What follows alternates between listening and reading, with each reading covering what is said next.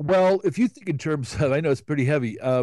If you look at Holmes in Colorado and if you look at Jared in Arizona, the Okay. shooters, I even believe the VTech shooter was programmed the same way. In our observations, some of the shooters to me, that we've looked in the cases, are program shooters who had subpersonalities, which means they had handlers. But I would say yes.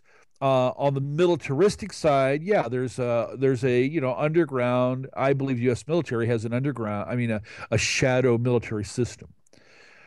But I believe bigger and broader than that is the coven system.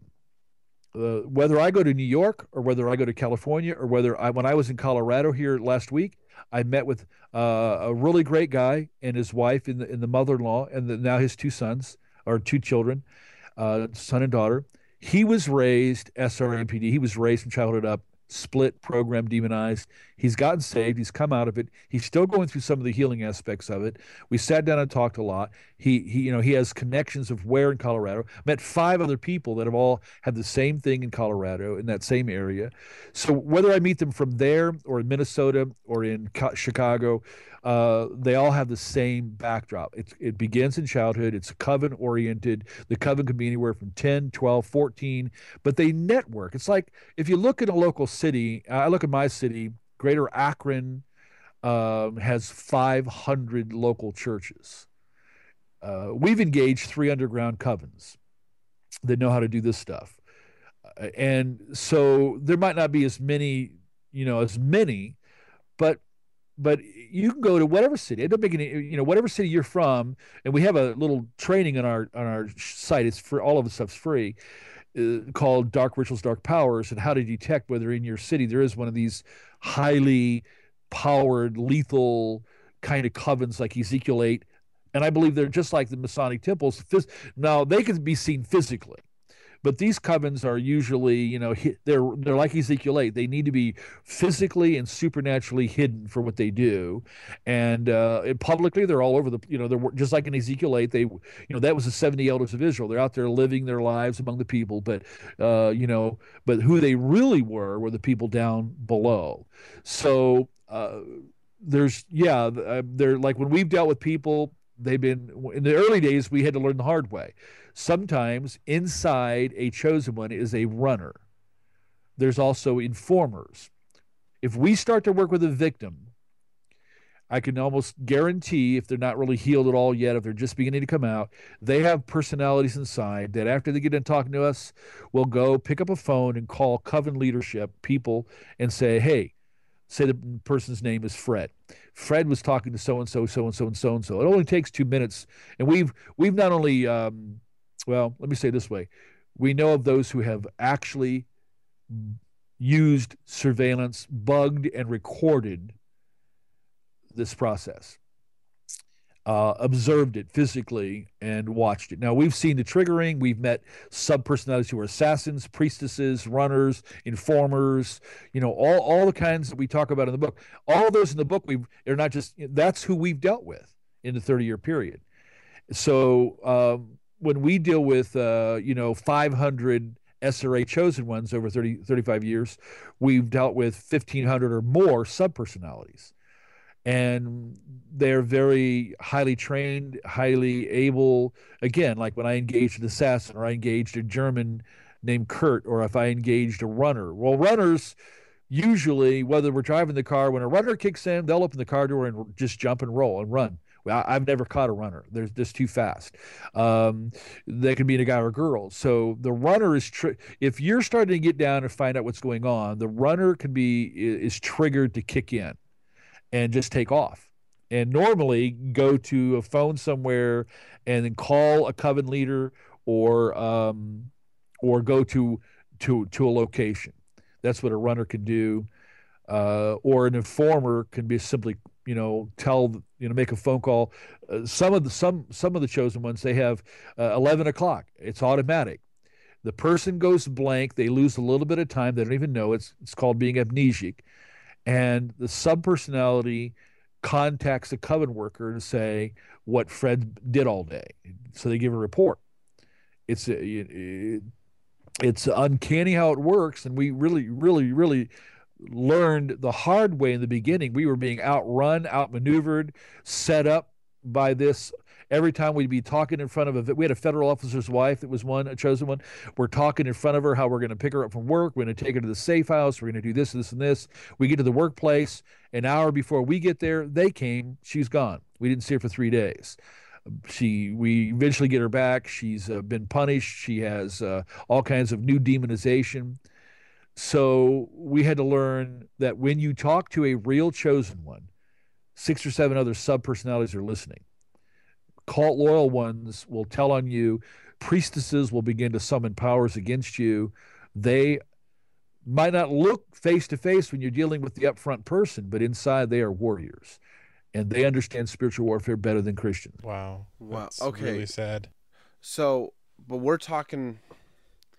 All right. So here's kind of a question I've had, Russ, about the whole multiple personalities. In your interview with Canary Cry, and I can't remember if we got to it in your book yet, but you've talked about how, you'll have personalities where, they'll try for 18, 19 hours to like have a deliverance or to cast the demon out, and it won't go. Because it's not really a demon, it's mimicking. Right. What authority then do we have? How do you deal with that? I remember you talking about you confront them, you call them out for what they are. You're not really a demon, and the personality it goes down or it starts to tell you about what it is. How does that all work? Well, and we had to learn the hard way in this process. Once we learned, then there's a difference. And it just happened when I was in Montana just 2 months ago. This very thing happened where, highly trained deliverance people were there too. And I got dragged actually it happened where they dragged me into the women's restroom. I was on stage. Everything was done. I'm working with a bunch of people for 4 hours. I'm doing prayer and deliverance prayers and so forth with people. And then they dragged me in. There's a woman in there. She's growling. Her hands are up in the air. She's real tense. And she's saying, I am Beelzebub. Now, I already met this person earlier. This person is a chosen one, SRA and PD. They're really volatile. They're really hurt. They're a victim. But when these people begin to deal with her, they're all yelling and screaming for the demon to come out. And because we've already been through this, I first will observe, I will look. Real demons have real demon presence. Real demons can speak and do supernatural things. Real demons, when you use the authority, are hit and may scream, may cry, may fall to the ground. There's a real reaction. Now, Right. You got to understand how this works. If you think in terms again of a stage hypnosis on Montel or somewhere where he's got a 50-year-old man or even a 27-year-old woman, and he puts her in a trance and he speaks to her on the inside and says, okay, you are Elvis Presley. You're going to sing like Elvis Presley. You're going to shake your leg out. And so she starts doing it. And the crowd laughs and they see all that because he, the operator, is speaking beyond her conscious mind, her cognitive upfront mind, into a sub-state of her. And he creates a temporary sub-state, a trance state. And so so she doesn't even know she's acting like Elvis Presley. And so when he says, when I count to 3, you're going to feel refreshed. You're not going to remember a thing. You're going to come out of this. And so he does it. 1, 2, 3, snaps his finger. She comes out of it. She's standing there like, what went on? She doesn't have a clue because she wasn't cognitively engaged. So they say the crowd is laughing. Oh, you sang like Elvis Presley. You danced around on stage. You shook your leg and so forth. She says, no, I didn't. Show her the tape. Then she's embarrassed, right? Well, that's how it works, only in a deeper, more permanent sense. The sub-state can be trained to be a fake Christian. Could be trained to be that's what programming is. Programming is the imposition of will. It's whatever I want. If I was a programmer, whatever I want that sub personality to be. They can create anything. It's to them, their actual term is raw personality. And so they have raw personality, and they can simply say the beginning of programming is, we are your creators. We are the ones who made you. You're going to be this. You're going to be you're going to be a priestess. You're going to be a runner. You're going to be, again, whatever it may be. So if you have a programmer saying to a substate, this is what you are, and then and they might even use, video. They might even use audio to help enforce that.